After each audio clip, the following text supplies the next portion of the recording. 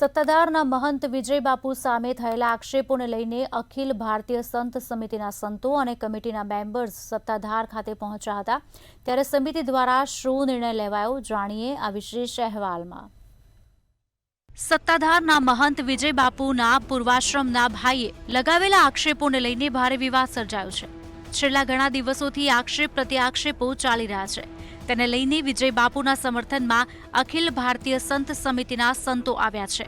સંતોએ જરૂર પડે ત્યારે કાયદાકીય કાર્યવાહી પણ કરવામાં આવશે તેવું સંત સમિતિની બેઠકમાં નક્કી કર્યું છે।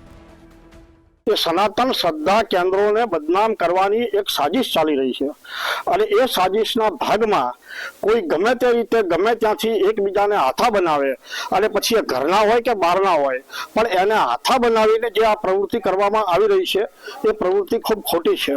આવી રીતે ખોટી રીતે જો કોઈ માણસો સનાતન ધર્મના કોઈ નાનકડા પણ સાધુ, જો કે સાધુ કોઈ નાનો મોટો ના હોય, તુલસી પત્ર નાનું કે મોટું તુલસી પત્ર જ કહેવાય, ક્યારે કોઈ પણ પ્રકારે જો સનાતન ધર્મના સંતને દબાવવાની કોશિશ કરે તો એને ક્યારેય છોડી મૂકવામાં નહીં આવે। સંત સમિતિના તમામ સાધુ સંતો સત્તાધાર પહોંચ્યા હતા।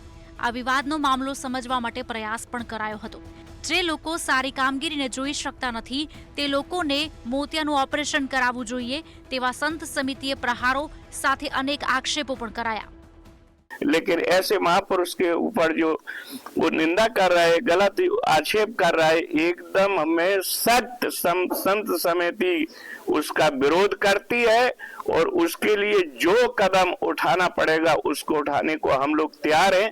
સનાતન ધર્મની સામે કોઈ આંગળી ચીંધ છે અને એની આંગળીને વાંકી વાળવા માટે અમે અખિલ ભારતીય સંત સમિતિ સાધુ સમાજ પગલા ભરવા માટે તૈયાર છીએ, પગલા ભરવા માટે કટિબદ્ધ છીએ। સાધુ સંતોએ સત્તાધારની મુલાકાતને લઈને વિજય બાપુ સાથે સમર્થન આપ્યું છે અને લગાવાયેલા તમામ આક્ષેપો નકારી કાઢ્યા છે।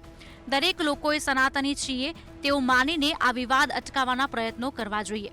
અમર બખાઈ, મંતવ્ય ન્યૂઝ, જૂનાગઢ।